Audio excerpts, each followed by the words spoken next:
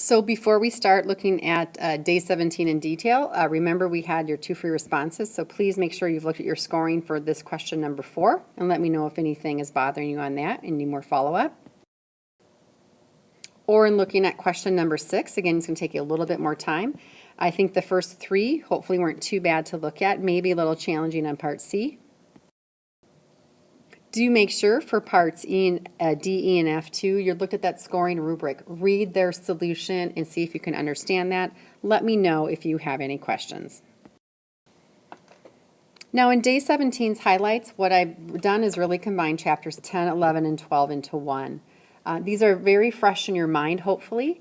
Remember, chapter 10 was the difference of 2 samples, either proportions or means. 11 was our chi-square test. There's 3 to choose from.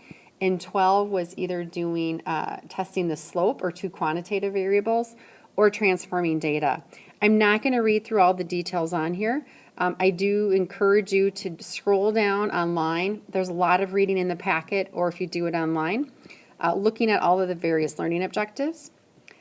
For chapter 10, what to highlight is what the confidence interval does look like for the proportions. Keep in mind 2 things from chapter 10. When checking conditions, you have to do random, independence, and normalcy for both samples. The confidence interval, the standard error is going to be using p-hat, whereas when you do the test of 2 different samples, when you do the test statistic, this is when the pooled proportion does come into play. That's just for the test, not for the confidence interval. 10.2 is in the means that we were looking at, the difference of quantitative data in 2 samples. And your standard deviations are fairly similar with that one. Obviously, if it was a Z statistic, you would use the standard deviations of the population. But in our T statistic, it's going to be using the standard deviation of the sample. Again, rarely are you going to be using the standard deviation of the true population. That would be a Z test. It's probably going to be a T test or a T confidence interval. In here on this page, you're going to see the details of that. So our confidence interval formula and our test statistic for a hypothesis test formula for that. Chapter 11 then got talking about the categorical data of chi-squareds. So we hopefully are familiar with that and fresh in our brains. Section 11.1 was our goodness of fit test, and we have 1 sample and 1 variable. Remember, for this one, you are going to have to do list 1 of observed. You're going to have to compute list 2 as you're expected, and then do your goodness of fit test. On here, the conditions are slightly different. Remember, we are testing that a large sample size is at least greater than 5. That then moved us into section 11.2, which is our chi-square test of homogeneity or association and independence. The difference between those, remember, if you're testing for association or independence, that's when you have 1 sample but 2 possible variables for that one. For homogeneity, this is when we have 2 or more samples and 1 variable.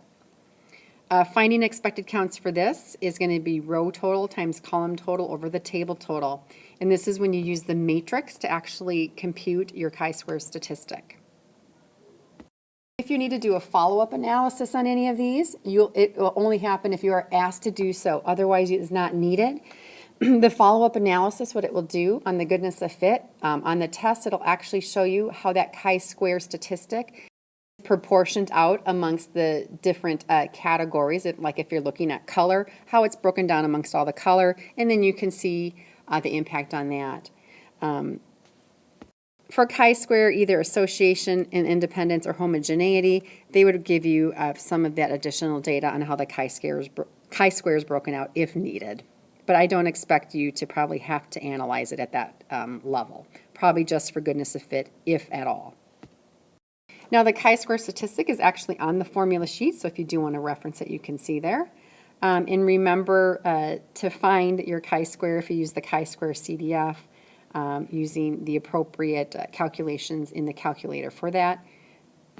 It's important to know if you were to use the table that you offer, the area under the table is from the chi-square statistic on above, versus in the calculator, when you do the chi-square CDF, they actually ask you for the lower bound and upper bound, so it's much more clearly defined. Remember the three conditions for this is you're going to test for randomness, your independence, and this time the large sample size of at least greater than 5. Wrap up the book with chapter 12 about linearizing data. So in section 12.1, we either talked about the confidence interval or the hypothesis test of the slope. So when we're comparing the two quantitative variables, we can see if it's greater than or less than or not equal to if it's a two-sided thing. In here, the conditions are different. We're checking for the liner. So re-familiarize yourself with, remember, the linear, independent, normalcy, equal variance, and randomness. We are testing things related to the means, but because it's two variables, remember our degrees of freedom in this case is not n-1, but it's n-2 if you're doing anything with the slope. Our confidence interval is our slope statistic, or b hat basically, plus or minus the t critical value of the standard error of the slope, which is this formula here. Our test statistic, if we're doing a hypothesis test, is going to be stated appropriately as listed right here. The last section was talk about transforming data, and what you want to take away from this, if you have to transform like a power model, something that maybe is x squared, I mean, there's two approaches you could do. You could either come on in and you could take x's and square them, or you could do the inverse of that and do the square root of the y's. I don't expect that you're going to have to do this, but knowing that a power model really deals with the exponent is nice. Now, if it is an exponential model, the one thing what you want to get from that is how to linearize your exponential data.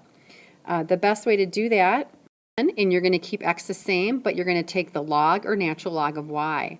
So if you know a model is exponential, all you do for your transformation is basically, if you have to write it as an ordered pair, your x's are going to stay the same, but then you would take out the natural log or the log of y. Now, if it's a power model, you can linearize a power model. If you do that, you're going to take the natural log of x and the natural log of y both. It's a real easy way to tell if they show you a multiple choice question. If they are, again, transforming both x and y with logs, they think it's a power model. If they are just transforming the y with logs, they think it's an exponential model. And then just look and see if your scatter plot shows you the nice linearization, and look at the residual plots and make a decision and write your equation and make a prediction. So day 17 review has lots of subjects in here, so please do read over any of your old note packets and all the details I just kind of followed through real quickly. Try the multiple choice, and then let's take a look at the free responses. This is the first of two free responses. This is question number 5 from 2003. Give this one a try, and you will see the solutions are posted within the free response assignment, and grade yourself and see how well you did. I then want you to do the second free response, which answer is not posted. It's question number 6, so allot yourself about maybe 20 to 25 minutes. It's from 2010, and it was their second test that they gave.